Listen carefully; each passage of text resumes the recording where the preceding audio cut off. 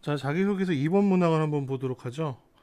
고등학교 재학 기간 중 타인과 공동체를 위해 노력한 경험과 이를 통해 배운 점을 기술해 주시기 바랍니다. 800자 이내이고요. 인성을 판단하기 위해서 이 문제를 낸 것 같아요.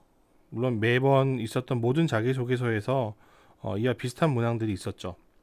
일단 결론부터 얘기하면은 이런 문항으로 갖다가 쓰여진 자기소개서로 과연 인성을 판단할 수 있느냐? 불가능하죠. 실제로 인성을 갖다 판단할 수 있는 형태다라고 하면은 대학생들 사이에서 쓰는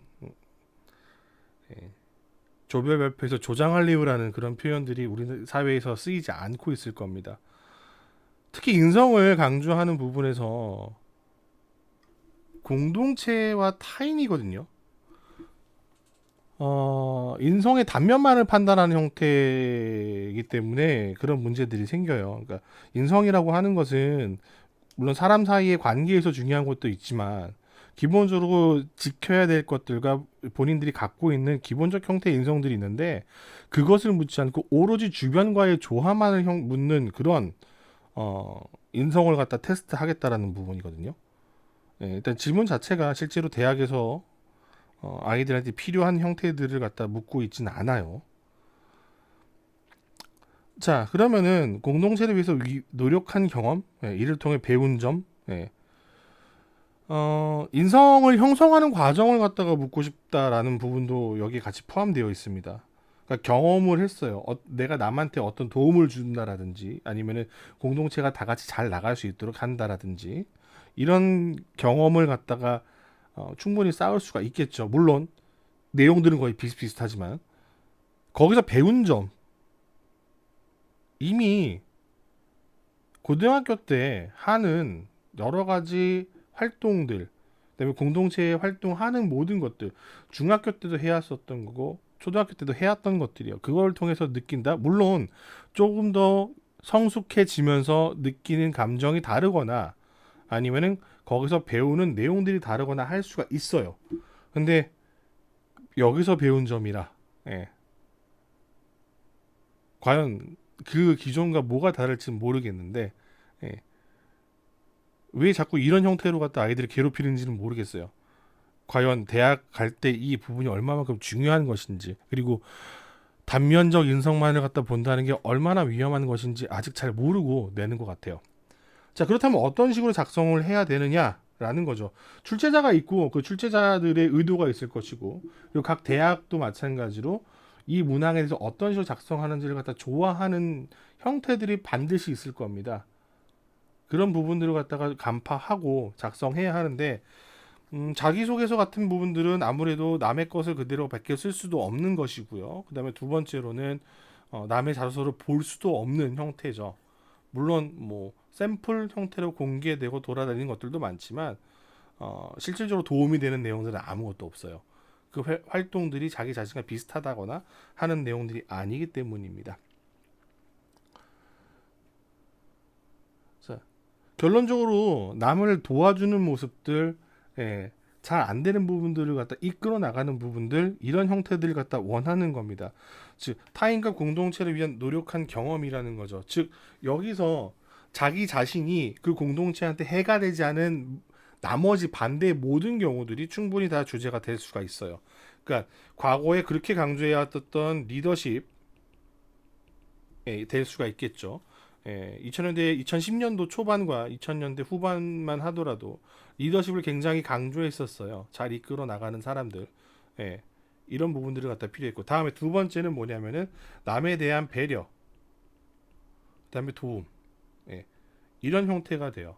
물론 인의 마음으로 정말 남을 사랑하는 마음으로 박애주의자 형태로 갖다 도와줄 수 있겠지만 무조건적인 도움과 희생을 갖다 강요하는 형태의 내용은 절대로 되지 않습니다. 그런 부분들은 좀 같이 참고해서 알고 계세요. 다음에 세 번째로 이야기할 수 있는 부분들은 적극적 참여입니다. 이런 내용으로 한정이 돼요. 작성할 수 있는 내용들은요. 자, 그러면은 내가 집단들을 잘 끌고 나갔다. 리더십에서는 과거에서는 어떤 형태를 갖다 했냐면은 갈등 관리라든지 예, 아니면 집단 관리 이런 부분에 대해서 이야기를 갖다 했어요. 다음에 배려나 도움은 봉사 활동이죠. 예. 다음에 적극적 참여는 이제 말 그대로 얼마만큼 참여했느냐를 갖다 이야기하는 거니까. 이런 활동들을 하기에는 코로나 때문에 다들 충분한 시간이 없었어요. 그리고 봉사 활동도 개인 봉사 활동을 갖다 하기에는 더 힘들었죠. 쉽게 할 수 있는 뭐 양로원, 그다음에 뭐 어린이집, 그다음에 뭐 반찬 배달 뭐 이런 부분들 예, 굉장히 많은 학생들이 지금까지 해왔던 부분들입니다. 일단은 뭐 요양원이나 양로원, 그다음에 어린이집 뭐 이런 부분들, 고아원 이런 부분들에서 봉사활동을 갖다 할 수 있는 길 자체가 막혔고요. 물론 병원 내에서도 여러 가지 허드렛일을 도와주는 형태의 봉사활동도 다 막혀 있죠. 할 수가 없다라는 겁니다. 자, 그 다음에 독거노인들 반찬 배달하는 형태의 봉사활동들도 마찬가지입니다. 비대면으로 이루어졌을 거예요. 그럼 여기서 뭘 배우고 뭘 느꼈을 수가 있을까요? 그냥 단순 배달하는 건데 이 봉사활동을 통해서 과연 느낄 수 있는 게 있을까요? 학생들이 단순하게 그냥 아르바이트 하는 것과 별반 차이를 못 느꼈을 것입니다. 그냥 아르바이트만 하는데 임금이 나오지 않는 무노동, 흔히 이야기하는 열정페이 형태의 아르바이트라고 생각을 할 수밖에 없었겠죠. 그럼에도 불구하고 이런 형태를 갖다 작성해서 내라고 하는 게 조금 문제가 되는 부분이 있어요. 코로나 상황이면 코로나 상황에 맞게 문제를 갖다 바꾼다라든지 하는 형태들이 좀 필요했었을 텐데 그러진 않았고요.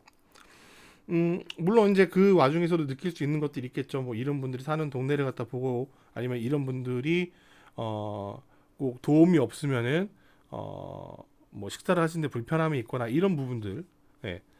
이런 부분들은 이제 간단하게 느낄 수가 있었죠. 근데 상호간에 뭔가 교류를 하면서 느낄 수 있는 부분들이 없다라는 겁니다. 그럼 상호간의 교류와 공동체 내의 참여와 이런 부분을 갖다 묻는 문제인데 실제 문제는 너무 동떨어지는 거예요. 예. 그럼에도 불구하고 요 세 가지 주제의 형태를 갖다가 대부분 많이 작성한다. 그리고 이 외에 뭐 특별한 형태들도 있겠지만은 본인은 더 나타낼 수 있는, 그 다음에 본인의 캐릭터로 더 나타낼 수 있는 형태를 작성해 주시길 바래요. 그 다음에 가장 많이 실수하는 게 바로 이 부분입니다. 배운 점. 예. 뭐 깨달은 점, 배운 점 마찬가지긴 한데요.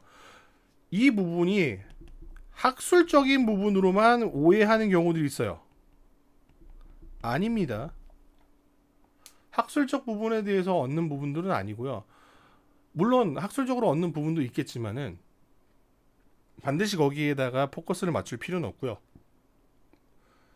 경험을 통해서 배운다라는 부분들, 교내에서 배울 수 없는, 즉 다시 얘기하면은 학문적으로 배울 수 없는 사람과의 관계, 인간과의 관계를 갖다 배운 점들을 강조해 주는 게 오히려 더 좋아요. 공동체 내에서 어울릴 때는 어떤 자세가 필요하구나. 남들과는 어떤 형태로 갖다 가야 되는구나. 이런 부분들을 갖다가 강조해 주는 게 좋겠죠. 이미 그런 도덕적 형태나 규범이나 규율 같은 것들은 수도 없이 많이 배워왔는데도 불구하고 뭔가 새로운 것들을 갖다 배우는 것들을 찾아봐라라는 형태들이 됩니다. 물론 과거에 몰랐던 거를 새롭게 깨닫는 것들이 되게 중요하기도 하죠. 과거에는 이제 어떤 내용들도 있었냐면은 뭐 봉사활동 했었을 때 뭐 참전 용사를 만났다라든지 이런 부분에서 실제 본인이 몰랐던 부분들, 학교에서 알려주지 않는 부분들에 대해서 새롭게 배우는 내용도 있었지만 지금은 역시 마찬가지 교류가 안 되니까 이런 부분들을 찾아볼 수가 없겠죠. 그래서 코로나 기간에 맞는 형태의 자소서를 쓰기 위해서는 요 형태를 크게 벗어나가지 않는 형태, 물론 다른 부분도 충분히 할 수는 있겠지만 이런 부분들을 갖다가 넣어주고요. 그 다음에 배운 점은 반드시 학술적이지만 않아도 된다. 경험을 통해서 배운 부분들, 그런 내용들을 갖다 같이 넣어주는 게 오히려 좋다. 이런 형태로 작성해 주시기 바랍니다. 3번 문항은 주요 대학들 위주로 각 대학의 문항들이 이제 약간씩 내용이 다르니까 그 내용들을 통해서 한번 살펴보도록 할게요.